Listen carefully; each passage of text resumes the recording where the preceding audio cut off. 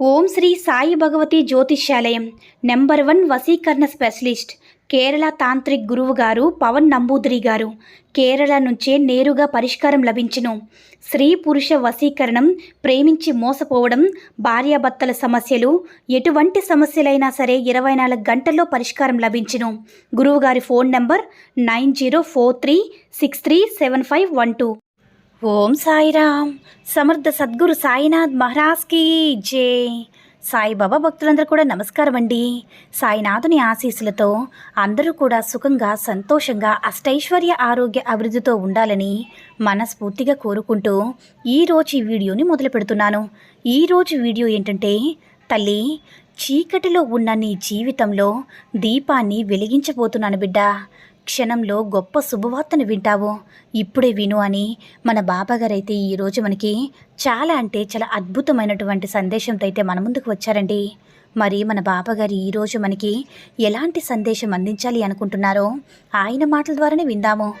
ఆయన మాటలు వినే ముందుగా ఈ వీడియో కనుక నచ్చినట్లయితే మరికొంతమంది బాబా భక్తులకు రీచ్ అయ్యేలా షేర్ చేసి లైక్ చేయండి. అలాగే మన ఛానల్ ఎవరైనా మొదటిసారిగా చూస్తున్నట్లయితే తప్పకుండా సబ్స్క్రైబ్ చేసుకొని మాకు కొంచెం సపోర్ట్ చేయండి. మరి మన బాబాగారి సందేశం ఏంటంటే, బిడ్డ, నీకు ఒక మంచి వార్త చెప్తాను విను. నీకు కోపం వచ్చినప్పుడు దాన్ని సర్దుబాటు చేసుకో. మాట్లాడే మాట ఓపికగా ఉండే మాట్లాడు.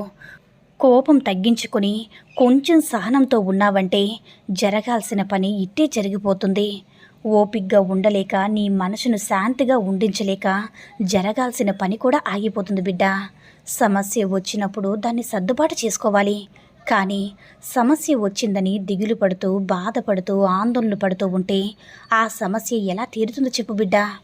అసలు సమస్య ఏంటి అనేది తెలుసుకొని పరిష్కారం ఎలా సులువుగా దొరుకుతుందని కూడా ఆలోచించాలి. సమస్య వచ్చినప్పుడు నిన్ను ఆలోచింపచేసే శక్తి కూడా నీకు తగ్గిపోతుందమ్మా. ఏదో మనస్సంతా ఏం చేయాలో అర్థం కాక నిజంగా ఆలోచించవలసిన సమస్యని ఎలా పరిష్కరించుకోవాలి, ఒక గొప్ప నిర్ణయం తీసుకున్నవారే వాళ్ళు మనసు పక్వానికి చెందినట్లు. అలా కాకుండా కంగారు పడిపోతే ఎలాంటి ప్రయోజనం ఉండదమ్మా. దానిని జయించి దానిలో ఉన్న తియ్యటి శుభవార్తను మనం అందుకోవాలి.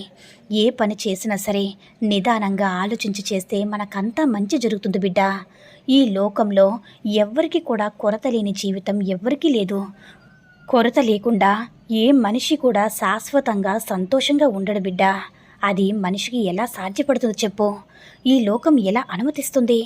ఈ విశ్వం, ఈ ప్రకృతి ఎలా మనకు సహకరిస్తుంది చెప్పు. అన్నీ కలబోసి జీవిస్తేనే జీవితం నిజమైన జీవితమమ్మా.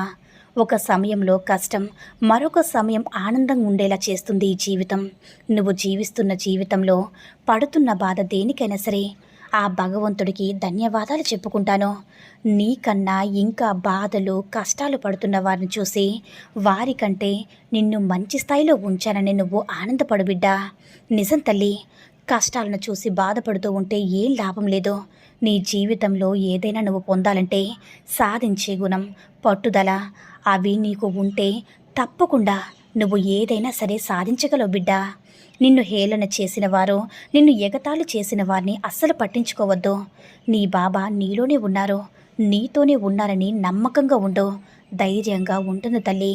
ఎగతాళి చేసేవాళ్ళు ఎప్పుడు కూడా ఎగతాళి చేస్తూనే ఉంటారు. ఎప్పుడు కూడా అలాంటి వారిని పట్టించుకోకు బిడ్డా. వాడుకుంటున్నారని, ఆడుకుంటున్నారని ఇంకెన్ని రోజులు బాధపడతావు చెప్పు. నాది నిజమైన ప్రేమ, ఎప్పటికైనా నా ప్రేమే గెలుస్తుందని అమాయకంగా తెలిసి మోసపోకు తల్లి. నువ్వలాగే ఉంటే కోలుకోలేని దెబ్బ తింటావని తెలుసుకో. ఎప్పటికైనా సరే వాడుకోవాలనే వారికి బంధం విలువ తెలియదు బిడ్డా. ఆడుకునే వాళ్ళకి నీ మీద అసలు ప్రేమే ఉండదని గుర్తించుకో తల్లి. బిడ్డా, కోపాన్ని నువ్వు అదుపు చేసుకుంటే జీవితంలో నువ్వు ఎలా ఉండాలో నేర్పిస్తుంది. నిన్ను నువ్వు తెలుసుకోగలుగుతావు. కర్మ ప్రభావం ఏం చేస్తే తగ్గుతుందో కూడా తెలుసుకుంటావు తల్లి. ఏం చేస్తే శత్రువుగా మారుతావో తెలుస్తుంది. బాధ్యతల విలువ నేర్పిస్తుంది. అసలు భక్తి అంటే ఏంటో కూడా తెలుస్తుంది. సహనం, క్షమించడం కూడా నేర్పిస్తుంది. ఫలాపేక్ష ఉండకూడదంటే ఏం చేయాలో చెప్తుంది. నీలోనే పరమాత్మ ఉన్నాడని కూడా నిరూపిస్తుంది. అహం పోగొట్టి మనిషిలా మారుస్తుంది బిడ్డ. కొంతమంది పరిచయం ఎలా ఉంటుందో తెలుసా బిడ్డ? మన మధ్య ఉంటారో మంచిగా ఉన్నట్లు నటిస్తూ ఉంటారు. వాళ్ళ యొక్క ఒక్క బాధ చెప్పి నీ జీవితం మొత్తం తెలుసుకునే పనిలోనే ఉంటారు తల్లి. నీ వీక్నెస్తో నిన్నే చెప్పించి, అంటే నీ నోటితోనే చెప్పించి నిన్ను తోలుబొమ్మలు చేస్తారు. వారి గుప్పెట్లో అస్సలు చిక్కుకోవద్దు బిడ్డ. పెదవి దాటితే పృథ్వీ దాటినట్లని మర్చిపోకు తల్లి. అపార్థం చేసుకున్నారని నీ వైపుగా కథ వినిపించాలని ఎప్పుడు కూడా అనుకోకు. ఎలాగైనా సరే అపార్థం తొలగించుకోవాలని తాపత్రయం మానుకో బిడ్డ. ఎందుకంటే ఎవ్వరూ నమ్మరు. పైగా నువ్వే తప్పుగా కనపడతావు. చెప్పాల్సింది చెప్పు బిడ్డ. నమ్మకపోతే వాళ్ళకి దూరంగా జరుగు. అపార్థం రాజ్యం మేలలేదు కదా. నిజాన్ని మాయపుచ్చుతుందంటే అది కొన్ని రోజులే తల్లి. ఆ నిజమే నిన్ను ఖచ్చితంగా ఎవరూ నిన్ను కిందకి దించలేదని, అందలు మెక్కిస్తుందని అస్సలు మర్చిపోకు తల్లి. ఒక్క విషయం గుర్తించుకో బిడ్డ. నీ భర్త అన్నీ కొనిచ్చినప్పుడు మా ఆయన మంచోడని మురిసిపోతూ ఉంటావు. అదే నీ భర్త చిన్న మాట అన్నా సరే, అంటే కాస్త చూసి ఖర్చు పెట్టంటే చాలు, పుట్టింట్లో ఎలా పెరుగనో తెలుసా, నాకు అడిగిందల్లా కొనిచ్చేవాళ్ళు, మా స్టేటస్ ఏంటో తెలుసా అని మొదలు పెడతావు బిడ్డ. పెళ్ళయ్యాక భర్త యొక్క స్టేటస్ మాత్రమే నీదవుతుంది. పుట్టింటి వాళ్ళైనా భర్తను వదిలి వచ్చేస్తే 4 రోజులను బాగా చూస్తారంతేనమ్మా.